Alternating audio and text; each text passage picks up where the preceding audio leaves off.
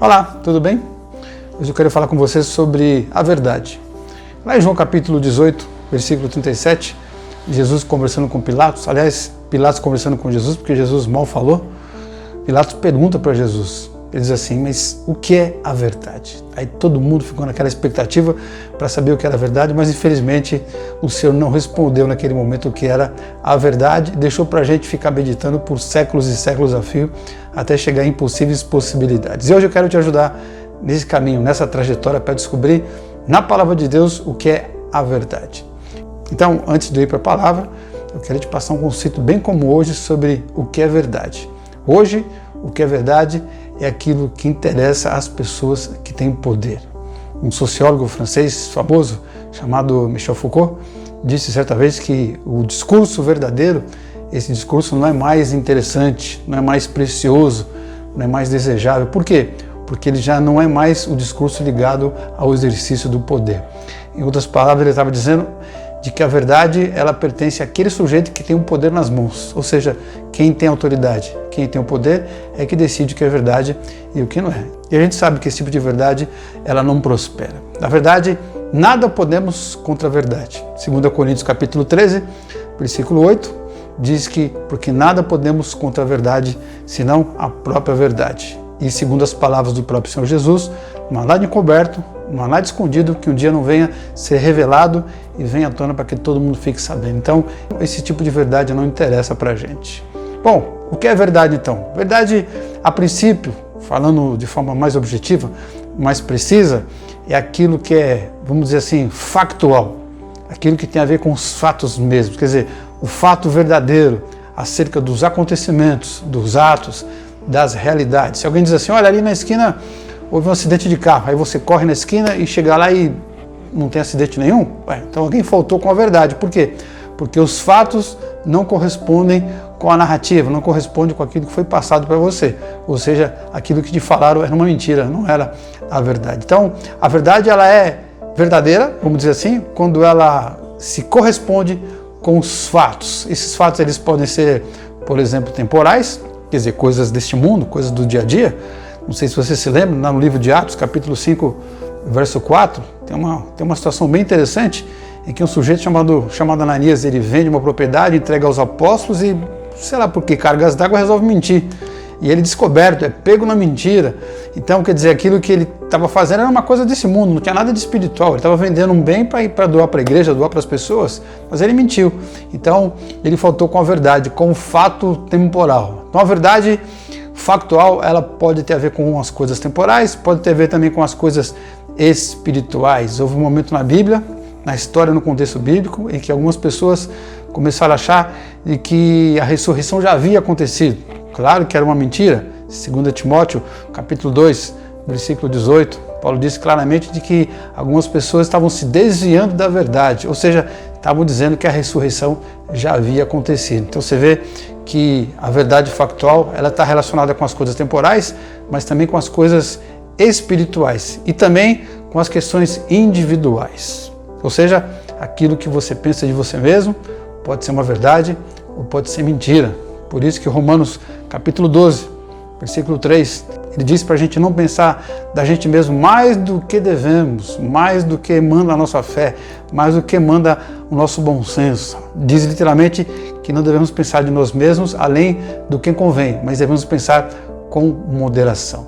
Isso é um exemplo de fato, de verdade relacionado às coisas individuais, às questões particulares individuais. E agora, mais precisamente na Escritura, a Bíblia diz que a verdade é o próprio Deus. Salmo 31, verso 5, lá o salmista chama Deus de o Deus da verdade. O nosso Deus é a verdade. Na mesma linha, e de forma mais precisa, mais objetiva, o famoso texto de João, capítulo 14, verso 6, Jesus diz que, ele fala assim, eu sou o caminho, eu sou a verdade e a vida. Então Jesus chama a si mesmo de a verdade. E eu posso até usar uma redundância aqui, a verdade verdadeira. Eu gosto dessa expressão, a verdade verdadeira. A Bíblia também diz que o Espírito de Deus é a verdade. Olha que interessante, Deus é a verdade, Jesus é a verdade e o Espírito de Deus, obviamente, não poderia ser outra coisa a não ser a verdade. João capítulo 17, versículo 17, diz assim: santifica-os na palavra, a tua palavra é a verdade. E mais ainda, a Bíblia diz que a verdade é você andar de acordo com os ensinamentos do Senhor, os ensinamentos de Cristo. 3 João, capítulo 1, capítulo único, na verdade, verso 4, diz assim: não tenho maior alegria do que esta, a de ouvir que os meus filhos andam na verdade. O que é que o texto está dizendo? O que é que o João estava querendo dizer? Que os filhos, na fé dele, continuavam andando em Cristo, no caminho de Cristo. E ele diz então que eles estavam andando na verdade. Bacana, né? Bom, quais são as implicações de uma vida baseada na verdade? A gente vai ver daqui a pouco sobre isso, mas eu quero te falar primeiro sobre as implicações de eu não andar na verdade, de eu ter uma vida completamente alienada à verdade. Se eu resolver ignorar completamente a verdade e passar por cima dela e esquecer de tudo e viver a mentira que aparecer na minha frente, quais são as implicações, quais são as consequências? São ruins, hein? Primeira delas, João capítulo 8, verso 44 em diante, Jesus diz: olha, vocês são filhos do diabo. Por quê? Porque no diabo não há verdade nenhuma, porque ele profere o que é dele mesmo, ele só prefere mentira, ele é o pai da mentira, né? Então, se vocês seguem o diabo, vocês são filhos da mentira. Então, se vocês são filhos da mentira, vocês seguem o diabo e vice-versa, né? Então, Jesus está dizendo: olha, se você não seguir a verdade, você está seguindo a mentira. E o pai da mentira é o diabo. Então, você acaba se tornando filho do diabo. Há uma filiação automática ao poder das trevas. Segunda coisa, se você não segue a verdade, você, segundo diz a Escritura, vive uma farsa existencial.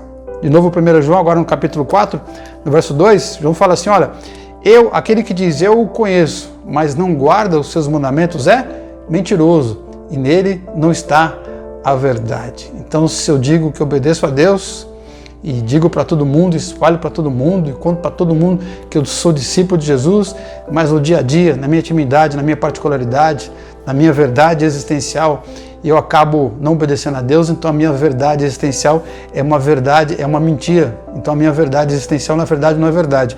É uma falácia, é uma farsa existencial. Eu não vivo, na verdade, coisa nenhuma. Mas ainda, por último, como consequência disso tudo, capítulo 6 de João, versículo 66, a Bíblia diz que depois de certo momento, ao ouvir a verdade, algumas pessoas já não andavam mais segundo ele, segundo a verdade. A última consequência, se uma pessoa abandonar a verdade, é que ela vai abandonar o próprio discipulado, a própria vida de ser discípula de Jesus. E, consequentemente, ela vai arcar com as consequências. E a pior de todas, a maior de todas as consequências ruins de não se viver uma vida na verdade, é estar debaixo da ira permanente de Deus. Romanos capítulo 1, verso 18, diz que há pessoas que detêm a verdade pela injustiça, quer dizer, preferem a justiça e expulsam a verdade das suas vidas.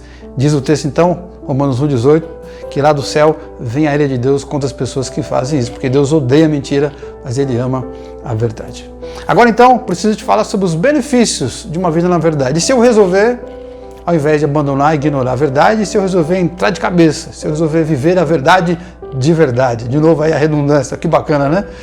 A Bíblia diz que se eu viver a verdade verdadeira que é Jesus, se eu viver a verdade de Deus, se eu viver Deus de verdade, se eu viver a palavra de Deus, a primeira coisa que vai acontecer é que eu vou conhecer a verdade e a verdade me libertará. O famoso João 8, 32, conhecereis a verdade e a verdade vos libertará. Se lembra no começo da Reforma Protestante, quando Lutero imprimiu a Bíblia em alemão, o alemão que o povo falava, você viu só o rebuliço que aconteceu no mundo a partir dali? Até então eles estavam presos na mentira, mas na hora que a palavra chegou até eles, que a verdade chegou até eles, finalmente eles conheceram tudo que era a realidade dos fatos, da realidade do mundo espiritual, a realidade da realidade espiritual, e aí se desprenderam daquilo que os prendia, ou seja, as mentiras, e foram para a verdade. Olha que coisa sensacional. A Bíblia diz que além da libertação, se você viver uma vida na verdade, você também vai viver uma vida de santificação gradativa. De novo, João 17, 17, Jesus diz na oração sacerdotal: santifica-os na verdade, a tua palavra é a verdade. À medida que eu vou absorvendo a palavra de Deus na minha vida, eu vou praticando o comportamento que agrada a Deus, e eu vou sendo purificado, vou sendo santificado.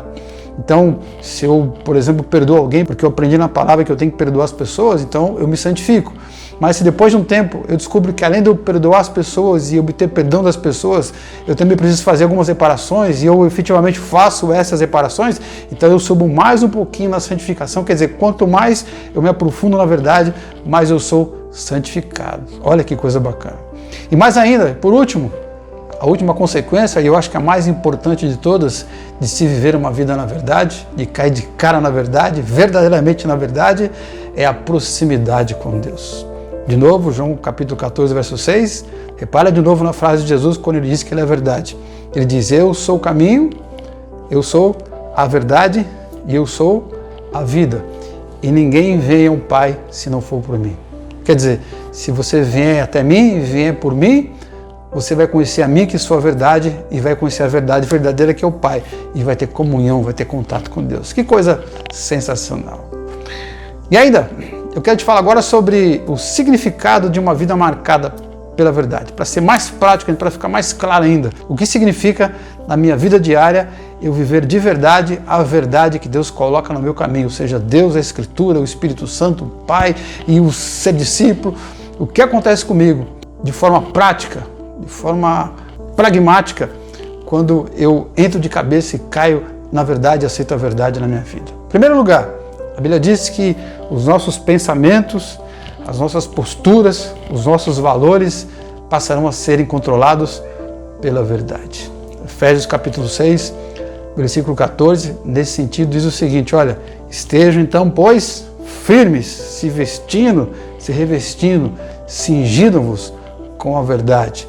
O que a Bíblia quer dizer com estar firme, se vestir da verdade, quer dizer, é colocar a verdade em prática em todos os aspectos da nossa vida. Não a verdade humana, aquela verdade das autoridades que muitas vezes não corresponde com os fatos, aquelas verdades que a sociedade prega, que muitas vezes é uma coisa de moda, que muitas vezes é uma coisa de cultura, mas não tem nada de verdade verdadeira, como por exemplo a arrogância, a ostentação na nossa sociedade é um troço como uma verdade que a pessoa tem que viver, mas não é o que Deus pensa. Não é a verdade dos dogmas religiosos, da religiosidade das religiões, das pessoas legalistas, não é a opinião de influenciadores, quer dizer, não é a verdade humana. A vida vai ser marcada não por essa verdade humana, vai ser marcada pela verdade de Deus. Ou seja, não vai ter mentira na minha vida, naquilo que eu vou falar para as pessoas, eu vou ter honestidade nos meus negócios, eu vou honrar os meus compromissos e principalmente, inclusive, já que não está muito na moda hoje, eu vou ser um defensor da justiça, mesmo que para fazer a justiça eu mesmo seja prejudicado. Aquela coisa que a gente vê nos filmes de herói, o herói sempre lutando pela justiça, bacana nos filmes, né? Mas a vida real nem sempre acontece. Aliás, na maioria das vezes não acontece. Mas quando você vive uma vida da verdade, você passa a ser o defensor da justiça. Mais ainda, o que acontece comigo quando eu vivo uma vida na verdade? Os meus relacionamentos, eles passam a ser condicionados pela verdade. Eu passo a ter sinceridade na maneira com que eu lido com as pessoas ao meu redor. Efésios capítulo 4, versículo 25, diz assim que a gente tem que deixar a mentira e a gente falar cada um a verdade com o nosso próximo. Quer dizer, eu vou falar para as pessoas o que de fato eu penso, o que de fato eu sinto. Eu posso até dizer que não vou falar o que penso, o que sinto, é o meu direito. Mas quando for preciso falar o que se pensa, o que se sente, a gente jamais vai mentir. A gente sempre vai falar aquilo que corresponde aos fatos do nosso pensamento e do nosso sentimento. Mais ainda, nos nossos relacionamentos com Deus, se eu resolver viver uma vida na verdade, a minha língua vai ser controlada pela verdade, ou seja, pelos princípios da palavra de Deus. Aqueles princípios que dizem o que eu devo dizer, o que deve sair da minha boca e o que eu não devo dizer, o que não deve sair da minha boca. Tiago capítulo 1, verso 26, diz que se o sujeito se sente muito religioso, muito espiritual, mas ele não consegue segurar, controlar a sua língua, então a religiosidade, a piedade, a espiritualidade desse sujeito é vã. Mas se eu ando na verdade, a minha espiritualidade vai ser verdadeira. Mais ainda, eu vou ser sincero nos meus relacionamentos, eu vou ter a minha língua controlada nos meus relacionamentos, condicionada pela verdade, e eu vou ser autêntico no meu relacionamento com as pessoas e autêntico para comigo mesmo. 1 Coríntios capítulo 7, verso 7, diz que cada um tem de Deus um dom, um de uma maneira, outro de outra. Ou seja, cada um é feito de um jeito, com suas particularidades, com as suas qualidades, com as suas virtudes. Eu não preciso plagiar ninguém, não preciso copiar ninguém, não preciso me espelhar em ninguém a não ser o próprio Jesus. Quer dizer, eu vou ser autêntico naquilo que eu sou. Autenticidade no que se é e autenticidade naquilo que se fala, autenticidade naquilo que se pensa. Quando o texto diz que cada um tem de Deus o seu próprio dom, significa que cada um tem a sua própria identidade. Ou seja, eu não preciso copiar a identidade de ninguém. Eu sou aquilo que Deus fez e tenho que viver a minha identidade dada por Deus, como uma impressão digital, que cada um tem a sua. Eu não sou hipócrita, se eu sou autêntico, eu não sou hipócrita. Eu vou mostrar para as pessoas como é que eu sou de verdade. Isso é você ser autêntico. E mais ainda, o que significa viver uma vida completamente envolvida na verdade? Significa que eu vou me esforçar permanentemente em conhecer a verdade de Deus. A Bíblia diz lá em 2 Timóteo capítulo 2, versículo 15, o seguinte: procura apresentar-te a Deus aprovado, como obreiro que não tem do que se envergonhar, que maneja bem a palavra da verdade. Aqui o texto está dizendo de que a gente conhece a verdade nos liberta, a verdade nos salva, a verdade nos traz para perto de Deus, a verdade muda a nossa vida. E aí pronto, acabou? Não. A verdade é a palavra de Deus. Você conhece a palavra e quanto mais você conhece, você mais vai vivendo a palavra de Deus, mais vai vivendo a verdade e mais a sua vida vai sendo transformada. E aí chega um momento que você diz, bom, agora estou legal, agora estou satisfeito, estou pleno. Não, pelo contrário, olha o que o texto está dizendo. Procure se apresentar a Deus aprovado, como obreiro que não tem do que se envergonhar. E para não me envergonhar, para poder ser aprovado, o que eu tenho que fazer? Manejar bem a palavra. Ou seja, estudar cada vez mais a verdade, conhecer permanentemente a verdade, esforçar permanentemente para conhecer a verdade. E isso demanda tempo, senhores. É preciso gastar tempo, não só aquela coisa de separar um tempo durante todo o dia para poder estudar a palavra, mas significa que durante muitos anos da sua vida você tem que se aprofundar na palavra para conhecer mais a verdade de Deus. Um sujeito chamado Francis Bacon disse certa vez que a verdade ela é filha do tempo e não da autoridade. Quer dizer, quanto mais tempo você gasta trabalhando na verdade para conhecer a verdade, mais você vai sendo verdadeiro, mais aquilo vai te transformando. Ou seja, eu preciso de tempo para poder conhecer a verdadeira verdade. Isso se leva tempo. E mais ainda, para terminar, eu quero citar aqui uma frase atribuída a Santo Agostinho. Ele disse que a verdade é como um poço profundo. Quanto mais você busca, mais você cava, mais profundo ele se torna. Não sei se é verdade essa frase sobre a verdade, mas ela é sensacional. Quanto mais você procura na verdade, quanto mais você cava na verdade, mais você descobre que tem mais coisa para saber, mais profundo ela se torna. É isso, meu amigo. Leia a Bíblia, estude a palavra e seja um discípulo melhor.